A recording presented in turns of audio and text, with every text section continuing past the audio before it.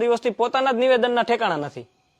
પોતાનો સ્ટેન્ડ તો ક્લિયર હોવો જોઈએ ને. મેં તમને કહી દીધું કે ભાઈ મારો હાથ હોય તો એનો સાબુતી તમારા સુધી આપે.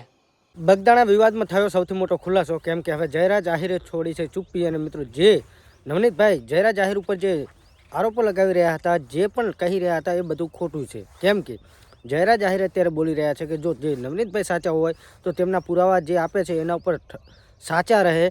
પણ જ્યારે મીડિયાવાળા કે જે લોકો સાથે તે મળે છે ત્યારે અલગ અલગ બોલે છે. જ્યારે એમની પાસે કોઈ સબૂત નથી તો તે મારા ઉપર કે મારા પિતા માયાભાઈ આહિર ઉપર આવી રીતે આરોપો શા માટે લગાવી રહ્યા છે. તો મિત્રો, અત્યારના સૌથી મોટા અને તાજા સમાચાર સામે છે, જેમાં અત્યાર સુધી તો નવનીતભાઈનું જ બયાન લેવામાં આવતું હતું, નવનીતભાઈ જ બોલતા હતા. પણ અત્યારે ફરી એકવાર જે જયરાજ આહિર છે, અને મિત્રો અત્યારે તો એવું જ કહેવામાં આવી રહ્યું છે કે નવનીતભાઈ દ્વારા કે જયરાજભાઈ આહિર માયાભાઈ આહિર જ ગુનેગાર છે.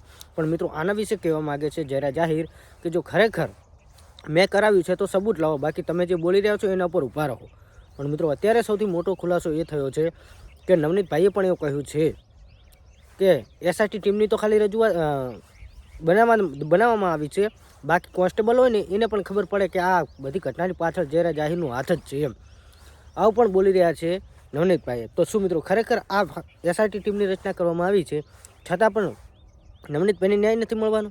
આ ઉપરથી જ નવનીતભાઈ એવું બોલી રહ્યા હોય કદાચ કે એસઆઈટી ટીમની જે રચના કરવા આવી ને એ તો ખાલી રચના જ કરી છે, બાકી જો કોન્સ્ટેબલ હોય ને સામાન્ય, એને પણ ખબર પડે કે આ જે ઘટના બની છે ને એની પાછળ જયરાજ આહિરનો જ હાથ છે. આવું બોલીને નવનીતભાઈ શું સાબિત કરવા માગે છે? કેમ કે મિત્રો, નવનીતભાઈને 20 થી 25 દિવસ થઈ ગયા ઘટનાને અંજામ, એમની સાથે જે ઘટના બની એ, પણ હજુ સુધી તેમને ન્યાય નથી મળ્યો. તો ક્યાંક ને ક્યાંક નવનીતભાઈ પણ હવે ન્યાયની આશા છોડતા હોય એવું લાગી રહ્યું છે. કેમ કે મિત્રો, તેમને ન્યાય અપાવવા માટે ઘણા બધા લોકો, તેમના સમાજના અને ઘણા બધા બીજા લોકો પણ તેમને સપોર્ટ કરી રહ્યા હતા કે ના નવનીતભાઈને ન્યાય મળવો જોઈએ.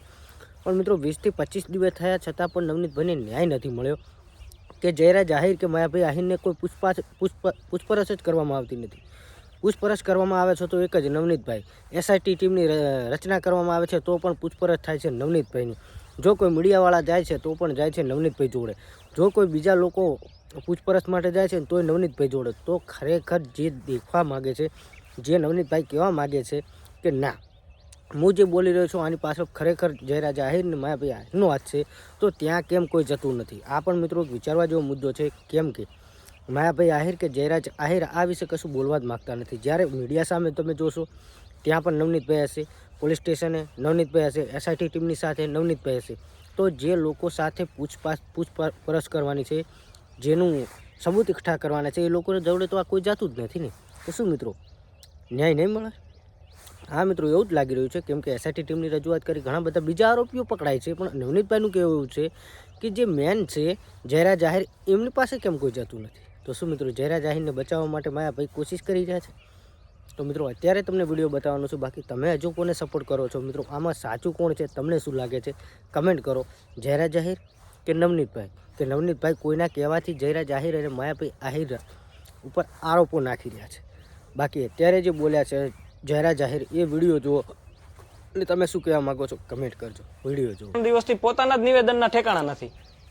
પોતાનો સ્ટેન્ડ તો ક્લિયર હોવો જોઈએ ને. મેં તમને કહી દીધું કે ભાઈ મારો હાથ હોય તો એનો સાબુતી તમારા સુધી આપે કે માયાભાઈનો જ પરિવાર છે ને અમારી પાસે એવિડન્સ.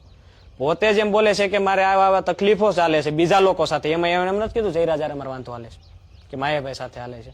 પોતાના વિડીયોમાં એ બોલેલા છે કે અમારે નાના મોટી માથાકૂટો ત્યાં બધી ચાલતી હોય છે અને આમાં કોઈક મોટા માથા હોય શકે, એમાં એને એમ નથી કીધું છે. પછી 2 દિવસ પછી એમને એમ કીધું કે ના એને જ કરાવ્યું છે. એટલે આ તો ચોખ્ખી વાત છે ને કે એમને કોકે શીખવાડેલું છે કે પોતે સ્ક્રિપ્ટેડ બોલીને કંઈક ને કંઈક અમને આમાં બદનામ કરવાનું કાવતરું અથવા તો સસ્તી પ્રસિદ્ધિ અમને મેળવવી હોય.